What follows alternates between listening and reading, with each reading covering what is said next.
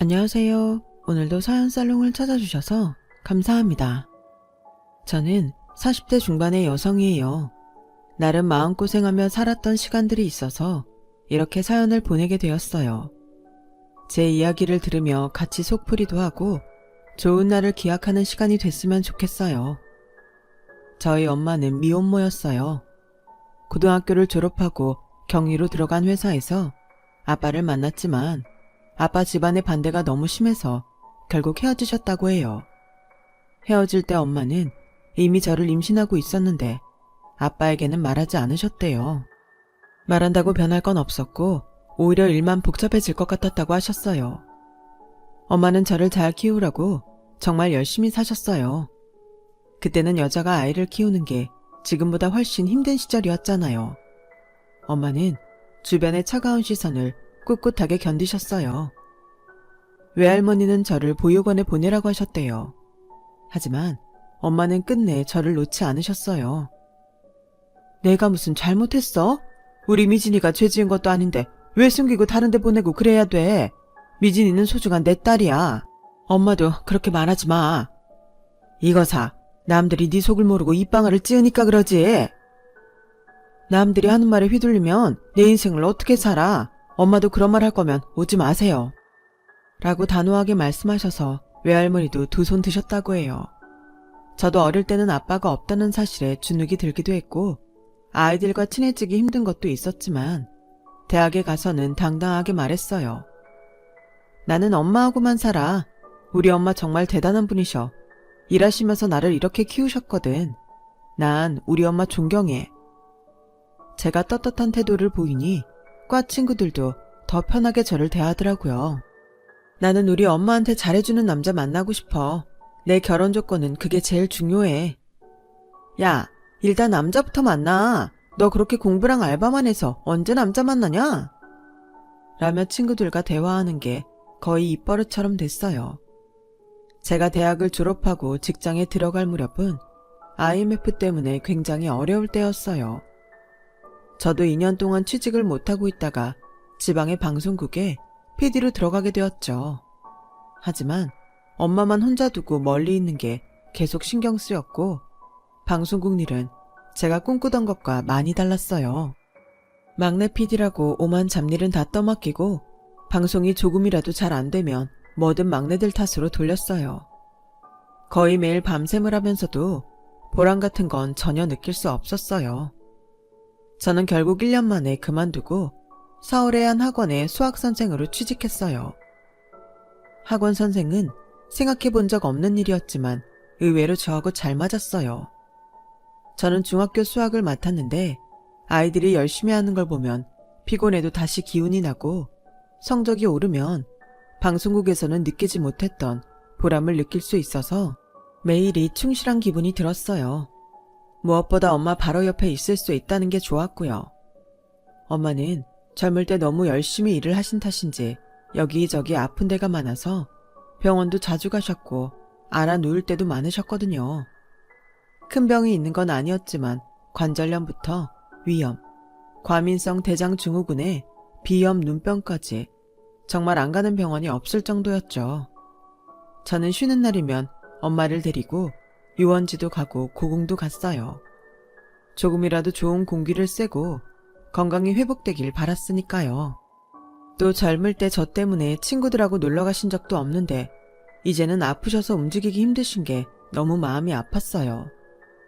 미진아, 이런 좋은 데는 남자랑 와야지.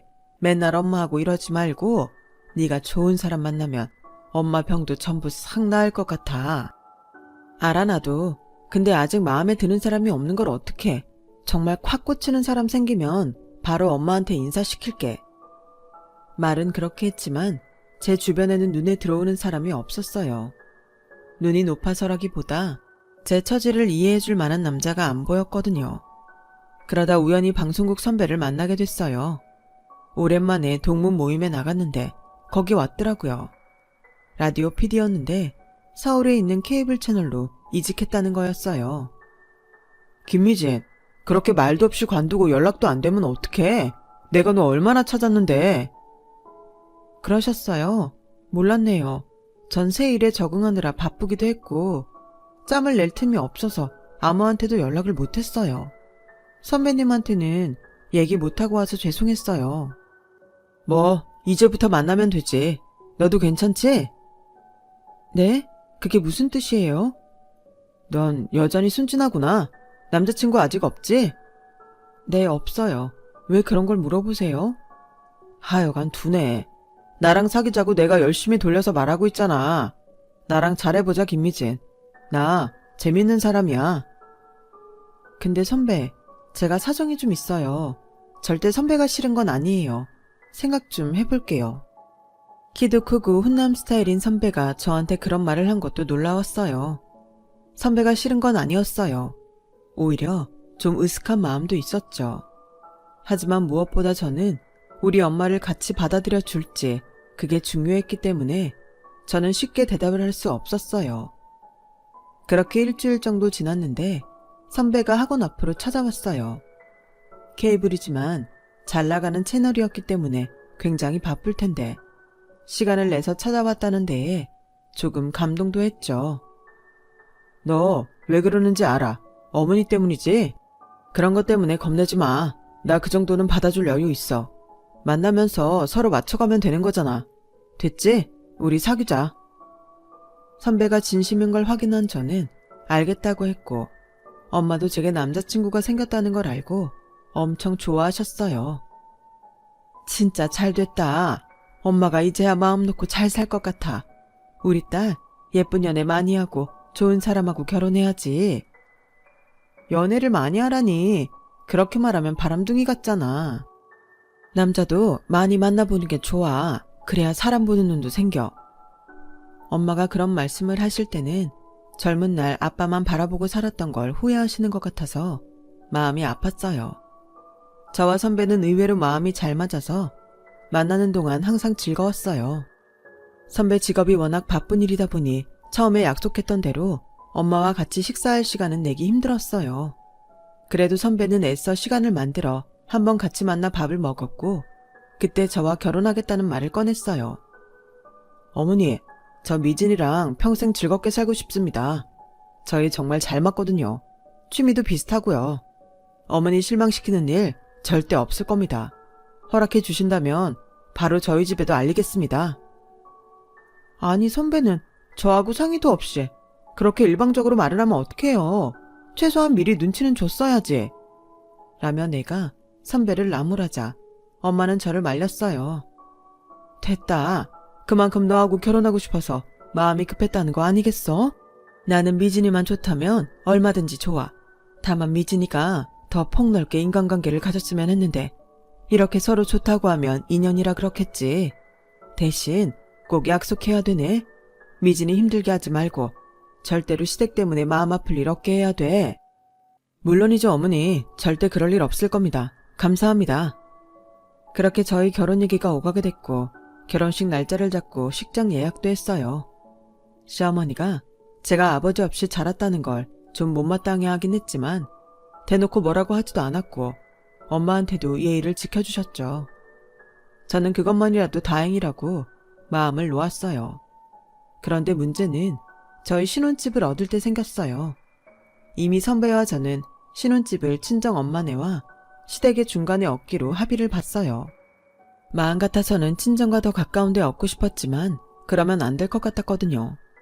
그 사실을 안 시어머니가 제가 부동산에서 계약서 도장을 찍을 때 갑자기 전화를 해서 안 된다고 난리치더니 바로 쫓아왔어요. 누구 마음대로 집을 이 동네에 얻어? 절대 안 돼. 어떤 며느리가 결혼해서 시댁 근처가 아닌 데에 신혼집을 마련해? 막말로 니네가 이 집 얻는데 10원 한 장 보태기를 했니? 무조건 우리 동네에다 집 얻어라. 아니면 이 결혼 취소다. 엄니, 지금 갑자기 이러시면 저희도 곤란해요. 그건 그 사람하고 얘기 다 끝난 거고 여기가 시댁하고 친정 딱 중간이라 아주 공평하다고요. 그러니까 싫다고. 왜 공평해야 되는데? 그리고 너 계산 잘해라. 여기 거리상으로는 중간처럼 보여도 지하철 타면 니네 친정이 더 가까워. 내가 모를 줄 알았어? 시댁 늙은이들 이런 거에 속을 만큼 어리버리해 보였니? 얘가 아주 결혼 전부터 잔머리 났으면서 음흉하게 구네? 제가 아무리 그런 게 아니라고 해도 말이 안 통했어요. 그 자리에서 결론이 나지 않자 시어머니는 엄마한테 전화를 했더라고요. 솔직히 저 이 결혼 썩 마음에 들지 않아요. 그 이유는 사부인이 더 잘 아시겠죠? 양친 부모 다 있는 멀쩡한 자리 두고 이런 결혼 시킬 때는 그쪽에서도 양보하시는 게 있어야죠. 걔도 우리 집 사람 되려면 제가 가까이서 가르쳐야 되지 않겠어요?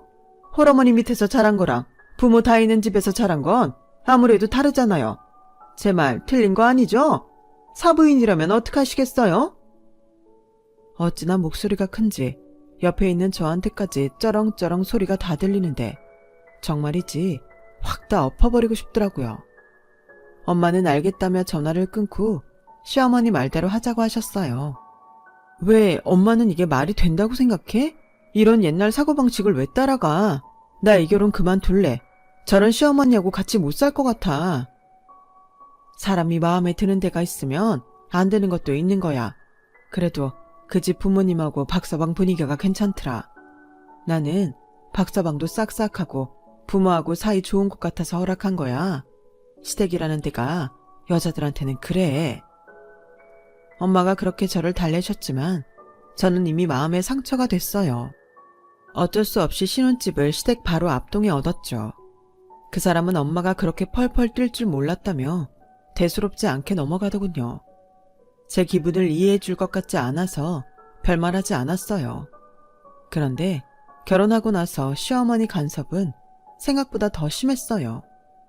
친정엄마가 저희 집에 오시는 걸 굉장히 신경 쓰더니 어느 주말에는 엄마가 와 있는데 저를 시댁으로 부르더라고요. 니네 엄마는 왜 이렇게 자주 오는 거야? 며칠 전에는 자고 갔다며. 그러면 니네 생활비 축날 텐데 안 그래도 신혼살림 빠듯한데 왜 그렇게 눈치가 없으시다니? 제가 출근하니까 집안 정리 도와주시려고 오시는 거예요. 아직 정리 안 된 데가 있는 거 어머니도 아시잖아요. 그리고 저희 엄마가 하루 자고 가셨다고 무슨 생활비가 축난다고 그러세요. 어머니한테 드리는 돈이 저희 엄마가 먹고 쓰는 것보다 더 많아요. 어머니는 아무 일도 안 하고 목돈 달라고 하셨지만 엄마는 오히려 돈을 주셨어요. 얘 좀 봐. 너 나를 니네 친정엄마랑 비교하는 거니? 친정하고 시댁은 엄연히 다른 거야.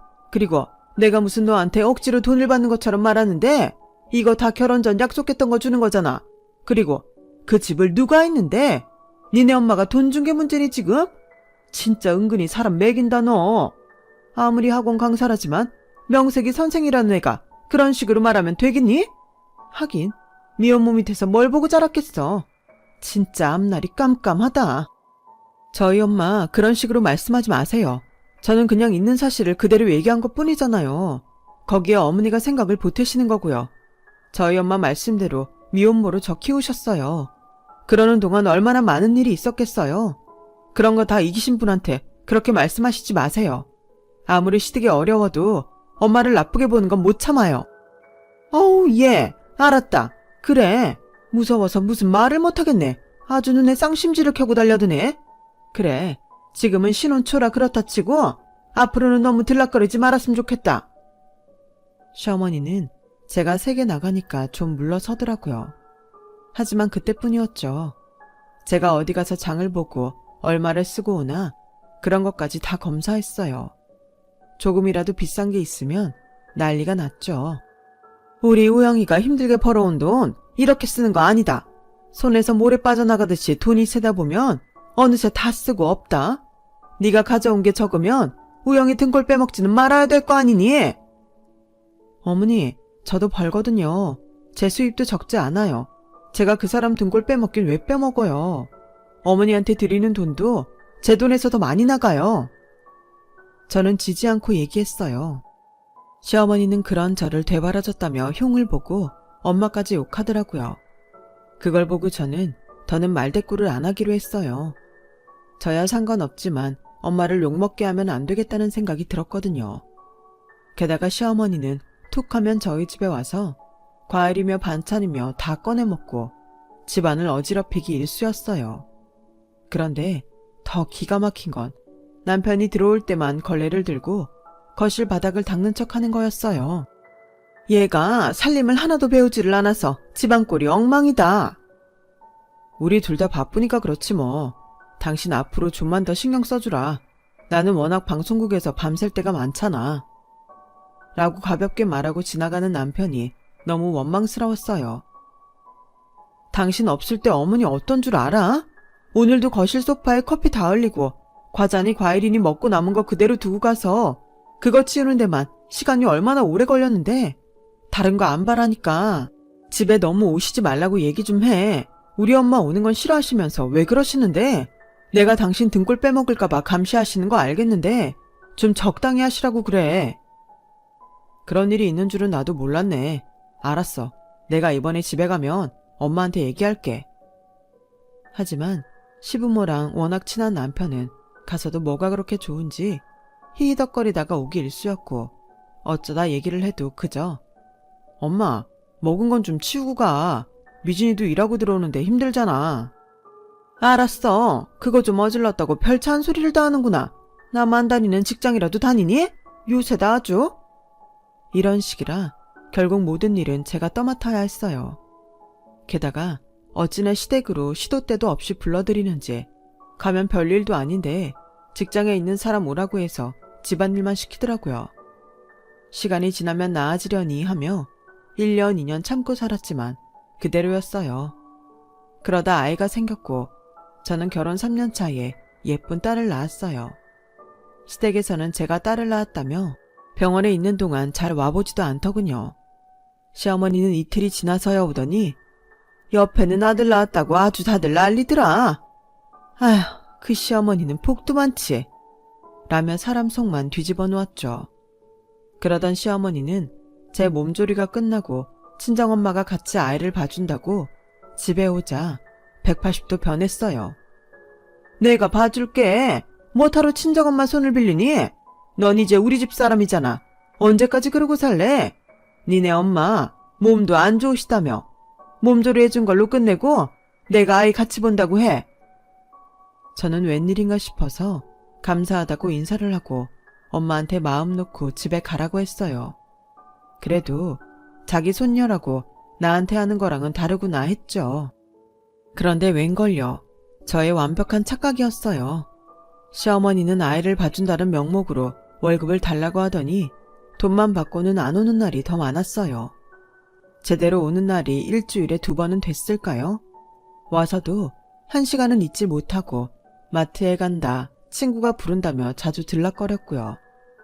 그 바람에 저는 마음 놓고 다시 일하러 나가지도 못하고 하루 종일 아이를 돌보고 집안일에 남편까지 챙기느라 정신이 없었어요. 결국 저는 참다 폭발하고 말았어요. 어머니, 이러려고 저희 엄마 오지 말라고 하고 애 봐준다고 하셨어요? 도움이 주는 만큼 달라며 월급까지 받아가셨으면서 한 번도 제대로 봐주신 적 없잖아요. 이러시면 저 그 돈으로 그냥 도우미 부를래요. 예, 너가 뭘 몰라서 그러는데 집안 분위기라는 게 있는 거야.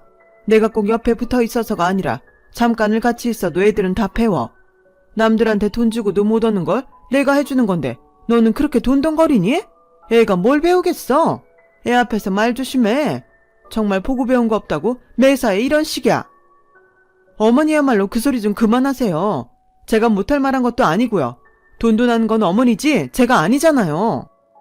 그래, 어디서 소리 질러봐. 네가 언제는 날 시애미 대접해줬니? 뻑하면 버럭버럭 소리 지르고 시애미 알기를 무슨 지나가는 개보다 못하게 알면서. 그렇게 못 살겠으면 이혼해. 나는 우리 우영이 더 좋은 자리 보낼 자신 있어. 그런데 넌 애 딸린 이혼녀가 남편 없이 어떤 대접을 받고 살겠어? 네가 네 엄마 봐서 잘 알잖아. 그때부터 저는 속으로 이를 갈기 시작했어요. 사람이 해서는 안 될 말이 있는데 자기보다 못해 보인다고 저렇게 함부로 하는 건 견딜 수가 없더라고요. 물론 엄마가 어떻게 살았는지 봤기 때문에 이혼이라는 게 많이 두렵긴 했죠. 아이한테 저처럼 아빠가 없는 외로움을 느끼게 하고 싶지 않기도 했고요. 조금만 참자. 아이가 조금 크면 달라지겠지. 아이 학교 들어갈 때 되면 이사 갈 거고 그러면 이 지긋지긋한 생활이 나아지겠지.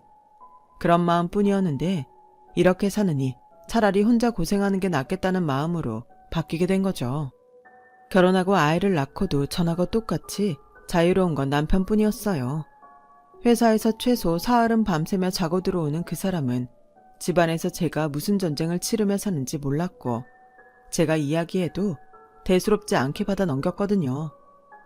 남편은 오히려 더 여유로워 보이기까지 했어요. 대체 누구의 행복을 위한 결혼이었는지 회의가 드는데 아이가 아파서 밤중에 응급실에 가는 일이 생겼어요. 전날 시어머니가 아이를 데리고 공원에 나갔는데 알고 보니 친구분들하고 수다를 떠느라 쌀쌀한 날씨에 아이가 옷도 제대로 못 여미고 혼자 유모차에 꽤 방치돼 있었더라고요. 저는 울면서 친정엄마한테 전화를 했고 엄마는 자다가 머리도 제대로 빗지 못하고 병원으로 달려오셨어요. 아이는 전에도 감기 기운이 있었는데 많이 심해졌더라고요. 그렇게 밤새 병원에 있다가 집에 왔는데 뒤늦게 시어머니가 오더니 친정엄마를 보자마자 정색을 하더군요. 사부인, 제가 오지 말라고 말씀드렸을 텐데 지금 뭐하고 계시는 거예요? 내가 여기는 얼씬도 하지 말라고 했잖아요. 도대체 딸 시집 보내고 얼마나 뜯어먹으려고 지국간 드나들듯 왔다 갔다 해요? 시어머니는 제가 집에 있는 줄 모르고 막말을 했고 안방에서 제가 나오자 당황해서 잠시 머뭇거리더니 이내 뻔뻔한 표정으로 절 야단쳤어요. 니네 엄마 왔다 갔다 하는 거 애 정서에 안 좋으니까 그만 오시라고 해. 내가 못할 말한 거 아니잖아. 됐어요. 이제 제가 나갈 거니까요. 너 말 다 했니? 뭐가 어째? 네가 기어이 우리 우영이를 이혼남 만들겠다는 거냐? 어머니, 그 사람은 더 좋은 자리 만들 자신 있다면서요. 왜 맨날 말을 이랬다 저랬다 하면서 사람 바보 만드세요? 어머니 말씀대로 어디 한번 잘해보세요. 저는 애 딸린 이혼녀로 이 악물고 살아볼랍니다. 엄마도 더는 아무 말씀 없이 제가 짐 챙기는 걸 도우셨어요. 시어머니는 당황해서 혼자 화를 내다가 남편한테 전화를 하더군요. 니네 집사람 정말 이상하다. 내가 친정엄마 너무 왔다 갔다 하시면 힘들지 않냐? 그 말 한마디 했다고 짐 싸고 있어. 이혼한대. 우영아, 그러니까 내가 양친 부모 다 있는 집 아가씨 만나라고 했잖아. 정말 천박한 것들은 상종을 못하겠다. 하면서 쇼를 하는 시어머니를 두고 저는 아이를 안고서 그 집을 나왔어요. 그날 저녁 남편은 친정에 와서 노발대발 하더군요. 당신 정말 이렇게밖에 못해? 이것밖에 안 되는 여자였어. 어떻게 시어머니 한 사람 마음을 사로잡지 못해서 이러고 뛰쳐나와? 자네야말로 이게 무슨 회개한 말인가? 내가 분명히 그랬지. 우리 미진이 시댁 때문에 힘들 일만 만들지 말아달라고. 그런데 이게 뭔가? 자네 어머니가 얼마나 돌을 지나쳤으면 미진이가 이렇게 나왔겠어. 자네는 애초에 자네 어머니 말만 듣지 미진이 얘기는 새겨듣지도 않았잖아. 이제 와서 이러지 말고 돌아가게. 뜻밖에도 엄마가 엄하게 꾸짖자 그 사람은 그럼 원하는 대로 해주겠다며 이혼하고 네가 잘 사나 보자며 으름장을 놓고 갔어요. 저와 남편은 이혼 소송에 들어갔어요. 숙려기간 전에 만났을 때도 자기가 인생에 큰 실수를 했다는 둥, 이딴 여자 만나는 게 아니었다는 둥 저를 모욕하는 말만 했죠. 시어머니는 여기저기 우리 모녀에 대해 악담만 하고 다녔고요. 하지만 위자료 문제로 본격적인 소송에 들어갔고 이혼 소송 기간은 생각보다 길어지면서 저는 심적으로 많이 괴로웠어요. 그런데 판결이 나기 일주일 전 갑자기 시어머니가 저와 엄마를 찾아왔어요. 사부인, 요새 몸은 좀 어떠세요? 아가, 넌 좀 괜찮니? 그동안 마음고생 많았지? 생각해보니 내가 어린 돼가지고 이해심이 부족했던 것 같다. 우영이도 요즘 후회 많이 하고 있어. 우리 이럴 게 아니라 다시 속 터놓고 대화하고 잘 지내보는 건 어때? 그게 서로를 위해 더 나을 것 같은데. 소연이도 어린 나이에 아빠랑 떨어져서 이게 뭔 고생이니? 저와 엄마는 시어머니의 갑작스러운 변화에 얼떨떨했어요. 남편도 오랜만에 전화를 해서 자기가 많이 미안했다고 하더라고요. 편집 때문에 와보지 못하지만 방송 나가고 나면 찾아오겠다는 거예요. 정말 두 사람이 변했나 싶어서 어리둥절하고 있다가 시어머니가 얼마나 이랬다 저랬다 잘하는지를 떠올렸어요. 그래서 좀 알아볼 필요가 있겠다 싶었죠. 아니나 다를까 두 사람 속셈은 다른 데 있었어요. 그 즈음에 저희 친아빠가 돌아가셨다는 연락을 받았어요. 저와 엄마 앞으로 꽤 되는 재산을 남기셨다는 거였어요. 친아빠에게는 가족이 있었지만 그분들도 세월이 이만큼 지나니 많은 걸 이해하게 됐다며 아빠가 남긴 재산의 일부를 저희 몫으로 가져가라고 하더군요. 아빠가 저와 엄마를 평생 잊지 못하고 사셨다는 거예요. 워낙 마당발인 시어머니가 제 얘기를 들었고 저희가 꽤 괜찮은 집안에서 인정을 받고 재산도 갖게 됐다는 걸 알게 되자 저런 수작을 부린 거였어요. 저는 시어머니와 남편이 만나자고 한 날 약속 장소인 카페에 갔어요. 그동안 더 마른 것 같다. 먹는 건 잘 먹니? 라며 제 손을 잡는 시어머니가 너무 가증스러웠어요. 남편도 일에 치여서 챙겨주지 못했다는 둥 입에 발린 말만 하더군요.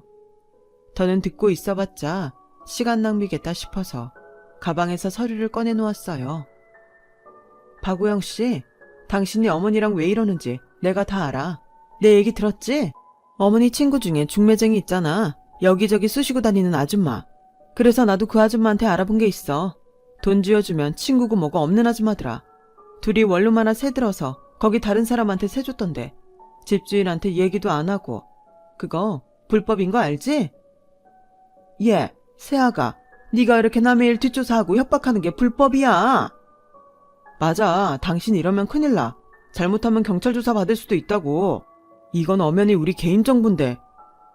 두 사람 다 남 속이고 등쳐먹으면서 누구 보고 불법이니 경찰 조사니 협박을 해요. 내가 댁들 원룸 있는 건물 샀어요. 그러니까 그 건물 이제 내 거라고요. 난 내 건물에서 이런 짓 하는 사람들 용납 못하니까 나가주셔야겠어요. 오늘 이 말 전하러 왔으니까 알아서들 나가세요. 제가 일어나자 시어머니와 남편은 제 앞을 가로막고 사정을 했어요. 예, 이러지 말고 우리 허물없이 대화하자. 그러자고 만난 자리잖아. 어디 그런 마음에도 없는 말에 또 속을 줄 알아요? 라며 저는 시어머니 손을 매몰차게 뿌리쳤어요. 남편은 어쩔 줄 몰라 허둥대다가 여보, 내가 잘할게. 정말 미안해. 정말 잘못했어. 이러지 마. 내가 경고하는데 당신을 내가 진짜 마지막 배려를 짜내서 봐주는 거니까 좋은 말 할 때 방 빼. 안 그러면 진짜 이거 들고 경찰서 갈 거니까 어디 한번 해볼까? 내 말에 남편은 다리가 풀려서 주저앉았고 시어머니는 발만 동동 굴렀어요. 그 후 저는 이혼 소송에서 이겨서 위자료도 다 받아냈죠. 남편은 소송비에 위자료 때문에 계속 쪼들리다가 회사도 관두고 더 안 좋은 영세한 제작사로 들어갔다고 들었어요. 시어머니는 가끔 엄마한테 전화하다가 저한테 걸려서 제가 신고하는 바람에 경찰 앞에서 싹싹 빌었고요. 정말 50도 안 된 인생이지만 젊은 시절 겪었던 일들 때문인지 그 이후로는 큰 문제 없이 잘 살고 있답니다. 지금은 재혼도 했고요. 남편도 전처와 이혼하고 저와 결혼했는데 10년도 넘게 재미있게 살고 있어요. 제 얘기는 여기까지예요. 들어주신 모든 분들 늘 행복하시고요. 하시는 일들 다 잘 되시길 빌게요. 정말 다 잘 되셨으면 좋겠어요. 감사합니다. 여러분, 사연 댓글에 응원과 현명한 조언 부탁드려요. 좋아요와 구독은 저에게 큰 힘이 됩니다.